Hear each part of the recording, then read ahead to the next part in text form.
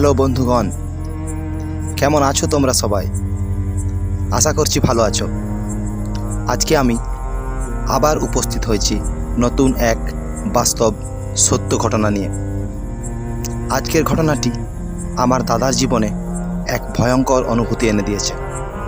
সেই ঘটনাটিকেই আজকে আমি আপনাদের সামনে তুলে ধরছি।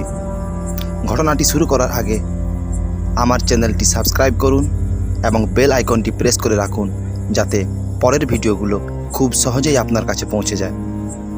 তাহলে চলুন শুরু করা যাক।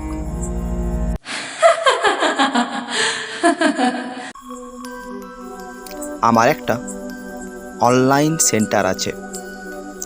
সেখানে আমি অনলাইনের যাবতীয় কাজ করে থাকি। লোকে আমায় অনেক বিশ্বাস করে, তাই আমাদের এখানে এতগুলো দোকান থাকা সত্ত্বেও তারা আমার কাছেই ছুটে আসে। সেদিন সকাল সকাল উঠে রোজকার মতো ব্রাশ করে হালকা করে ব্রেকফাস্ট করে নিয়ে 9টার দিকে দোকান খুললাম। দোকান খুলেই দেখি দুজন দাঁড়িয়ে আছে। কই দাও দেখি।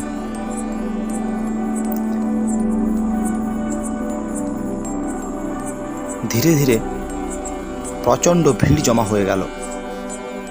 আসলে পরের দিন ছিল দুয়ারে সরকার ক্যাম্প, তাই সবাই আগের থেকে সব কিছু তৈরি করে রেখে দিচ্ছিল, যাতে পরের দিন যথাসময়ে সব কিছু জমা দেওয়া যায়। দোকান খোলার আগে ভাবছিলাম আজকে খদ্দের জুটবে কিনা কে জানে, কিন্তু দোকান খোলার পর ভিড় দেখে মনে হলো এই যে দেখি মেঘনা চাইতেই জল। বেশ খুশিই হয়েছিলাম। কেউ জেরক্স, কেউ অনলাইনের কাজ, কেউ কাস্ট সার্টিফিকেট, কেউ ফটো, বিভিন্ন রকম কাজ নিয়ে অনেকেই হাজির হয়েছে। আর কি, ওদের কাজ নিয়ে বসে পড়লাম। দুপুর 2টো বেজে গেল, কিন্তু কাজ শেষ করতে পারলাম না। তারপর সার্ভারের যা প্রবলেম, একটু কাজ করতে অনেক সময় লেগে যাচ্ছে। মাথা খারাপ হয়ে গেল। অনেকক্ষণ দেখার পর ওদেরকে বললাম, দাদা আপনাদের কার কি কি কাজ আছে আমায় বলো। সবাই নিজের নিজের কাজগুলো আমার সামনে একে একে তুলে ধরতে থাকে। সবথেকে বেশি কাস্ট সার্টিফিকেটেই এসেছে। আমি কি করব ভেবে পাচ্ছিলাম না। ওদেরকে বললাম, যারা অনলাইন করাবে আমায় জমা দিয়ে যাও, আমি রাত্রে করে রেখে দেব। পরের দিন যখন আসবে এখান থেকে নিয়ে গিয়ে ডাইরেক্ট দুয়ারে সরকার ক্যাম্পে জমা দিয়ে দেবে। সবাই বলল ঠিক আছে, কোনো অসুবিধা নেই। তাহলে আমরা জমা দিয়ে বাড়ি চলে যাচ্ছি। আমি বললাম হ্যাঁ, তাই যাও। সবাই অনলাইনের কাস্ট সার্টিফিকেট আর অনলাইনের বাকি যাবতীয় যা যা কাজ ছিল সব জমা দিয়ে চলে গেল। আমি একটা একটা করে সব গুছিয়ে রাখলাম। দেখলাম প্রায় 500-এর থেকেও বেশি ফর্ম জমা পড়েছে। ব্যাস, আর কি, রেস্ট নেওয়া তো দূরে থাক, এতগুলো কাজ শেষ করি কিভাবে? হাতে তো শুধু রাতটুকুই সময়। ওদের কাজ করতে করতে সন্ধে হয়ে গেল। অনেকক্ষণ এক জায়গায় বসে বসে বিরক্তি ধরে গেছিল, তাই ভাবলাম একটু বাইরে থেকে ঘুরে আসি,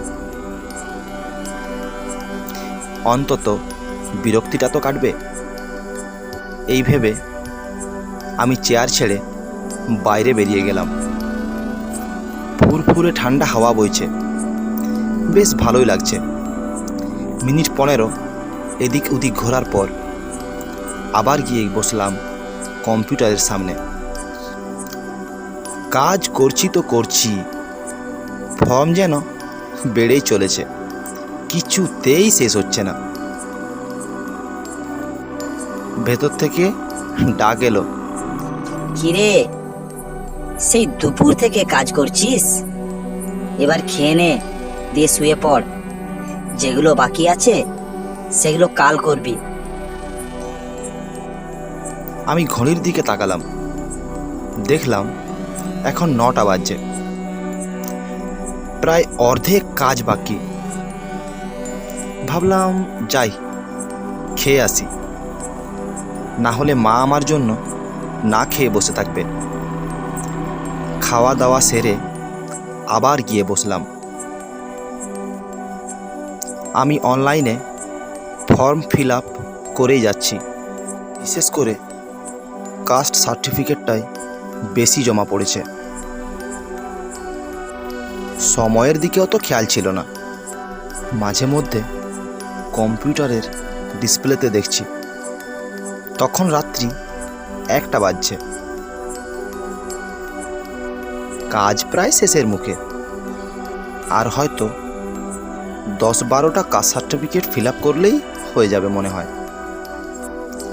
ভাবলাম যাই, ছাদে গিয়ে একটা সিগারেট খেয়ে আসি।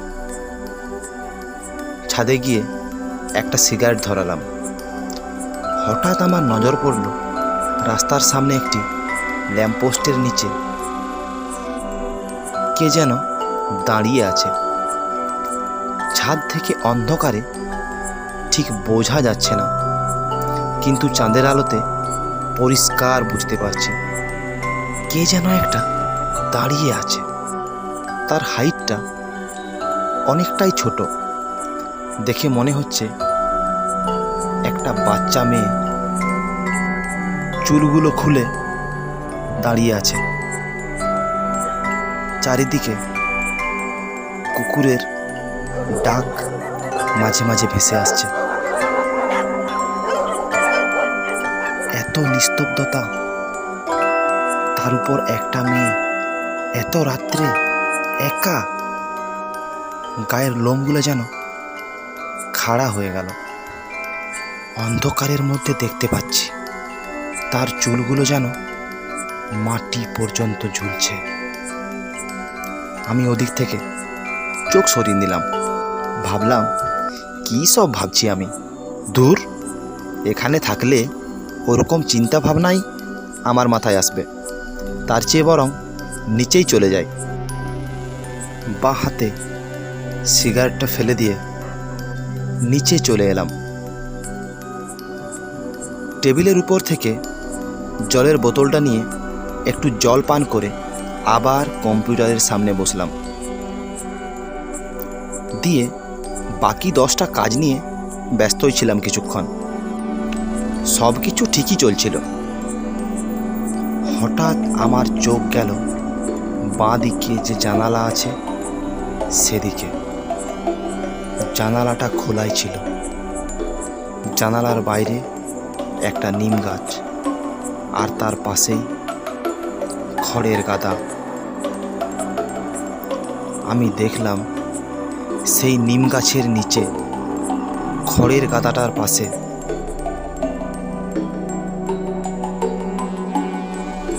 সেই মেয়েটা দাঁড়িয়ে আছে। সে আমার দিকে তাকিয়েই আছে। আমি তৎক্ষণাৎ ওদিক থেকে চোখ সরিয়ে নিলাম। ভাবলাম কী সব দেখছি আমি, মাথাটা খারাপ হয়ে গেল নাকি? দিয়ে নিজের কাজে মন দিলাম, কিন্তু কিছুতেই কাজে মন বসছে না। মনটা আমার ভেতর থেকে যেন বলছে, আরেকবার তাকিয়ে দেখ না, কিরে, আরেকবার তাকিয়ে দেখ না জানলার দিকে। অনেকক্ষণ ওই দৃশ্যটাই আমার চোখের সামনে ভেসে আসছিল। তাই আর মনকে মানাতে পারলাম না। জানালার দিকে আরেকবার তাকালাম। জানালার দিকে তাকাতেই আমি অনেক ভয় পেয়ে গেলাম। দেখলাম তখনও সেই মেয়েটা একইভাবে আমার দিকে তাকিয়েই আছে। প্রায় 10 থেকে 15 সেকেন্ড ওর চোখের দিকেই আমি তাকিয়েছিলাম। কি বিভৎস, কি ভয়ঙ্কর তার চেহারা। এত ঠান্ডাতেও আমার পুরো শরীর যেন ঘেমে যাচ্ছে। আমি দেখলাম লাল জামা পরে মেয়েটা আমার দিকেই তাকিয়ে আছে। ওর চোখ দেখে মনে হচ্ছিল আমার সাথে যেন ওর অনেক দিনের রাগ। এ কি দেখছি আমি? এ তো চোখ নয়, যেন আগুনের ফুলকি বের হচ্ছে। এ আমি কি দেখছি? তাহলে আমি কি ওর কোনো ক্ষতি করেছি? না, আমি তো ওকে চিনিই না, আগেও তো কোনোদিন দেখিনি। তাহলে ও এমনভাবে আমার দিকে তাকিয়ে আছে কেন? সারা শরীর যেন অচল হয়ে যেতে থাকলো। ধীরে ধীরে নিজেকে কোনো মতে সান্ত্বনা দিলাম। আমি আস্তে আস্তে চেয়ার ছেড়ে উঠে বসলাম।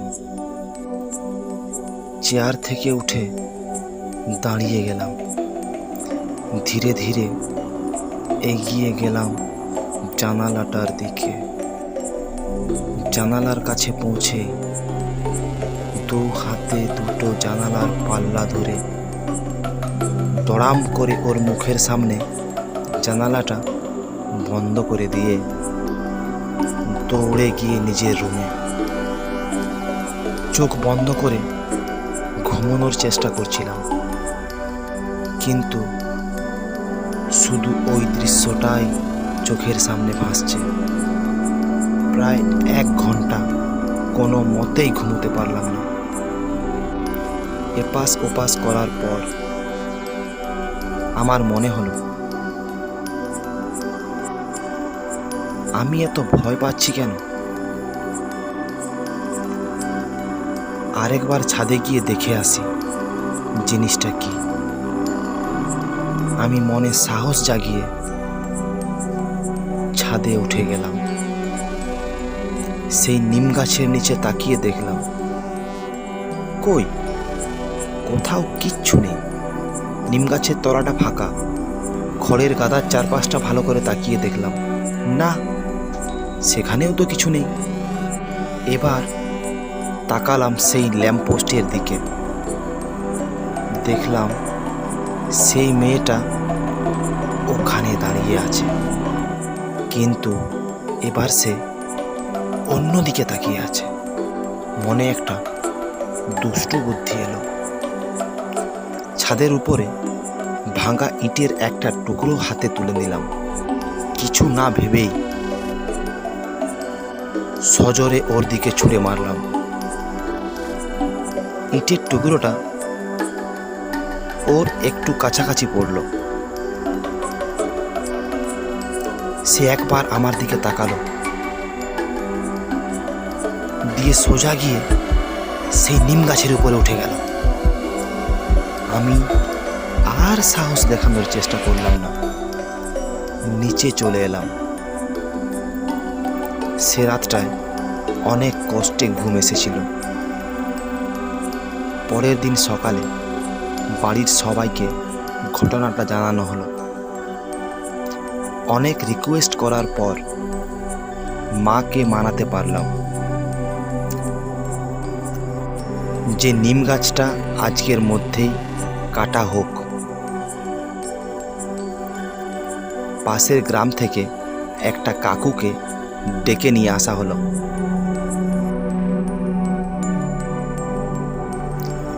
আমার কথা মতো পরের দিন গাছটা কাটা হয়ে গেল। 1 সপ্তাহ পর একটা ঘটনা শুনে অনেকটাই আশ্চর্য হয়েছিলাম।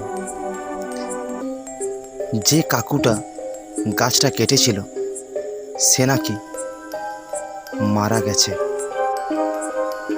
কি করে মারা গেছে পরিষ্কারভাবে কেউ বলতে পারেনি, কিন্তু এটা শোনা গেছে যে তার মৃতদেহ নাকি একটি নিম গাছের নিচেই পড়েছিল। ঘটনাটা শোনার পর আমি অনেকক্ষণ ভেবেছিলাম, তাহলে কি সেই নিম গাছটাই মেয়েটির থাকার জায়গা ছিল? গাছটি কেটেছিল বলেই কি মেয়েটা সেই কাকুটাকে মেরে ফেলল?